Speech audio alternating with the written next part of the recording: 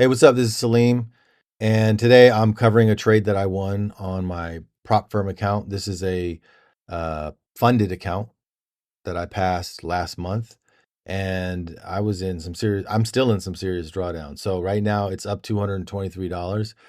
I had it all the way down to $93 today. So I pretty much had one trade, and I was making. I just needed to make sure that I take the right trade.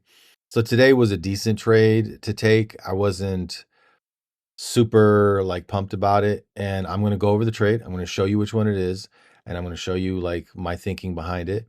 I'm using trades by Sci ICC to take the trade, and I took some screenshots and some recordings along the way to kind of let you know what my thought process was. And that's kind of what isn't shown that much with the majority of YouTube content, the in between stuff. Like people will show you, hey, here's the trade or here's the strategy or whatever. But it's kind of like everything else. Like, how do you manage the account? How do you know when to get out? Do you move your stop loss up? Whatever. Like, how do you manage the trade? So I'm documenting this for myself, and then I'm sharing it also with you guys. All right. So let's go over this trade. So to give you an idea of what I was looking at in regards to the setup, you can see right here. So price was at this level, right? Then eventually it broke this level. This was my indication that price wants to go down, right? So we had a push down. This would be the indication. Then we had a correction where price pulls back, and then a continuation. And that's where we would get in right here. Now, this wasn't today, right? Today was right over here, and we're going to cover that. But you need to understand this part, right? So this was the continuation for me all the way down here. Buyers pushed it all the way down. Sellers pushed all the way down here to the level of buyers. All right. And then from this point, buyers push it up. Now, that was our indication, correction, continuation. But then this continuation, right, was also an indication. So this was an indication, correction. And then I looked at this as a continuation. Now, me personally, here, let's stop this for a sec. Let me move this up. So this move right here that came down immediately came up. So I kind of look at the like if I were to go on the 4 hour, let's see how that looks. I think the 4 hour, yeah, this area would be more of a wick, right? So you can see the 4 hour is clear, right? So the 4 hour comes down here. The 1 hour came all the way down here, but I'm using the 4 hour in this case. All right. So this was my indication, correction, continuation. And I've noticed that when, even if you're kind of wrong, you're still, most of the time when price is up here, it's going to come down to the same level that it was before, right? So if you're wrong, that's why I call this TP1 here. And then if it reverses, it's fine because I already took take profit. And then maybe my second contract's running, and then I could just close it out if I want or whatever, or I can let it hit stop loss. It doesn't matter, but I'm still winning. Okay. So in this case, indication, correction, continuation. All right. So that's what we saw there. Now we go back to the 1 hour. Okay. So that's over. Indication, correction, continuation. Then at this point here, now I'm looking at it again. I'm like, all right, price hit this level, right? So from here to here was a range. The blue shaded area was a range. It's the highs are hitting that level. The lows are hitting the level down here. And I'm interested to see it break out. Okay. So then eventually it did break out, right? So it broke out here. So this was the level. I'll just draw this out. It broke out, gave us an indication, correction, and then right here, this was a possible continuation all the way up, pretty much if you held it, right? And the way I've been thinking about this is that buyers pushed price from here, and then at what point did buyers stop? Did their move stop? So buyers pushed all the way up, they were still in control, pushing the market all the way up, and it still is. Now right now we've got a red candle there. We've got 35 minutes. That could reverse. So we'll see what happens with that. All right. So that was the case. Now, I didn't take this trade either yesterday, right? I didn't trade yesterday. I traded today. So I was waiting because I had a $93 amount that I could risk, and that was it. And then the account would go into would be shut down. So I was waiting for a good entry. All right, so I ended up seeing the same thing because of this strong uptrend and the whole thing with um, with Trump and what's going on in Venezuela. That's, every time there's like a war, the gold starts surging and stuff. But I was looking at this, and we're still in an uptrend, and we're still, we've got an indication, correction, continuation, indication, correction, continuation, indication, correction, continuation. Like, there's so many ways you could look at that, right? So here, now this was today. Knowing all this, this was what gave me the confidence to take this trade.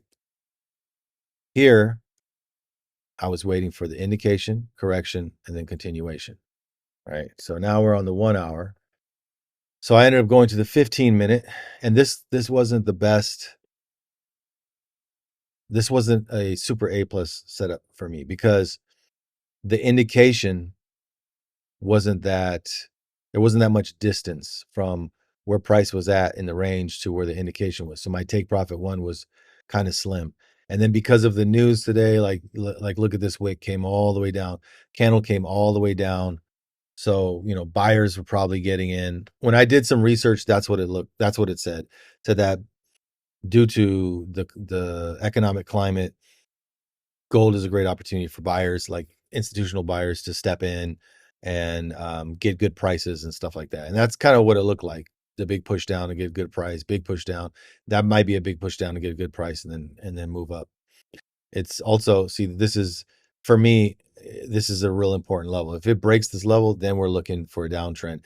If it holds, then price is continuing to move up. So right here, I look at the 15-minute because that's the first thing that I look at is the 15-minute because it's more reliable than the 5-minute. And at this point, we had this break of structure here get formed. And I actually have some screenshots. So when I journal, I'll do a timestamp like this and then a screenshot. So as we know, when we look at the candles form, sometimes they look different and we're like, oh, it's going to do this. And then it does something else. And we're like, oh man, oh, now I see it. Dang, I can't believe I kind of got faked out. Like I thought it was doing this and then it did that. And then, I got taken out. Right. So check this out. This was on the 15-minute right here. And I saw this big wick. This whole candle was entirely red from top to bottom. And I was like, oh man. And I thought about, okay, this could be a possibility that they're just pushing price down to get in and then pushing it back up. And I was thinking about taking an entry like that, but I didn't want to because of the $93 risk that I had, right? If I had more to risk, then I would have taken it just to get a good entry. Even though that isn't really my rules. My rules are 15-minute, wait for the reversal, let it show you that it's moving. It's like a train that's moving and then you're getting on right as it starts to kind of move out the port, or it's like moving really slow. You're like, okay, let me hop on. And that's what I was waiting for. Some advanced traders, they'll do stuff like this and just get crazy entries and then, risk a little bit.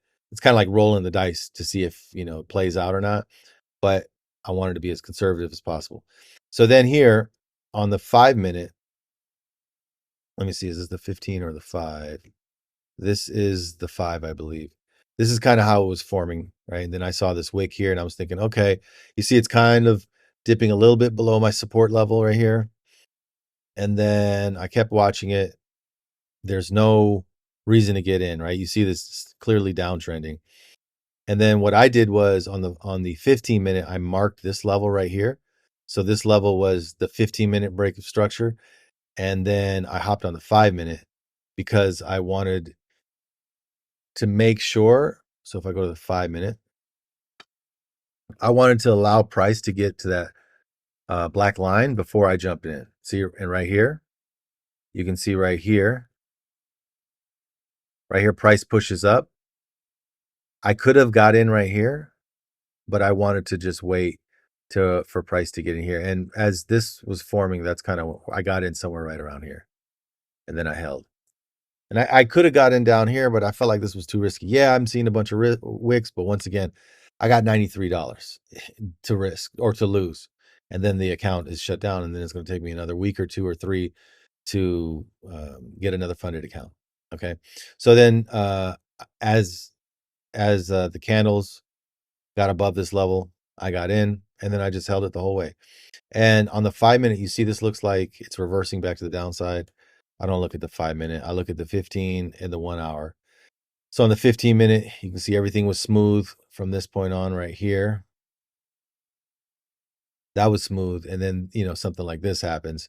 There's a break of structure, but then price consolidates, builds up momentum, and then has another break of structure right there. So it literally like reversed and then reversed right away within the span of, I don't know, 15, maybe an hour and a half or so. But at this point, I looked at the 1 hour and I looked at that and I was like, okay, it's just doing, orders are getting filled and prices just kind of pushing up and down. And I just need to make sure my stop loss doesn't get hit. So what I ended up doing was moving my stop loss all the way to $93. So look at this right here. See, it says $93 here because I marked it off. So for many of you that are trading prop firms, you'll notice that if you're using TradingView and you place your position like so, right? Let's say you do this and you're trying to figure out how much I'm risking and how much I'm going to make. Well, if you right click, and some of you may know this, you create limit order right here, and then you put in let's say one contract. This will tell you that right here, you're risking $119 here once it touches the bottom of the red zone, the red box. But I can move this as well, and this is my take profit. So what I do is I'll mark these levels because I was thinking that price was probably going to get to this level. I didn't realize that there was another level right here. I didn't have that marked up, and which could have backfired. But I'll mark these levels like that, and then I'll see that, okay, this is, let's say in this case it's $424, and then I'll just come over here and put a line here, double click on it, go to text, and put 442 or whatever that was. That way I know, because the worst thing is that when you jump in the market, you hit buy, your order goes in, these dollar amounts disappear, and then you don't remember what you're risking and stuff. And if you need to adjust anything, your take profit or your stop loss, you should know. So this is how I'm doing it with prop firms. So that was just a little tip.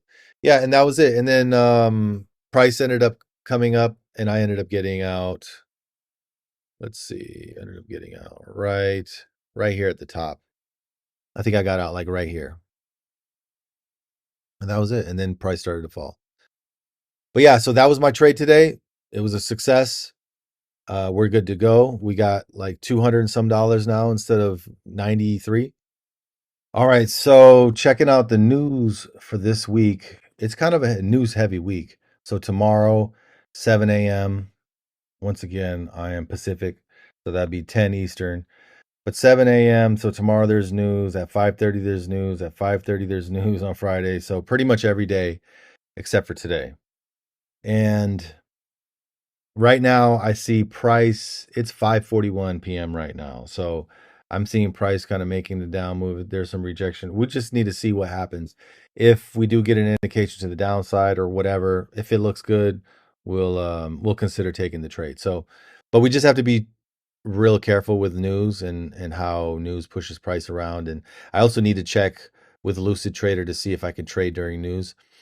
And yeah, that's it for this video. I'm going to make another video very soon, and we're constantly going to be doing videos where we kind of back test and we go over the concept, and we're just looking at any type of scenario we can find on the charts and apply ICC. And the more you do it, the more you get locked in. And it's one of those things where it takes a ton of repetition, and after a while, you'll just see the market in a different way. And it's like Once you see it in a different, it's kind of like those little picture those little drawings where it's like, what do you see in the image? And then when someone tells you, oh, do you see that here and there, and you see it, and then every time you look at it you see this secondary image. It's kind of like one of those things, but it's going to take a lot of repetition and practice, and then you to practice it too, not just watching me but also just practice it. And hopefully you can follow along with some of the exercises that we do on here, and you can apply it right away. So yeah, so that's what I'm doing, documenting my journey.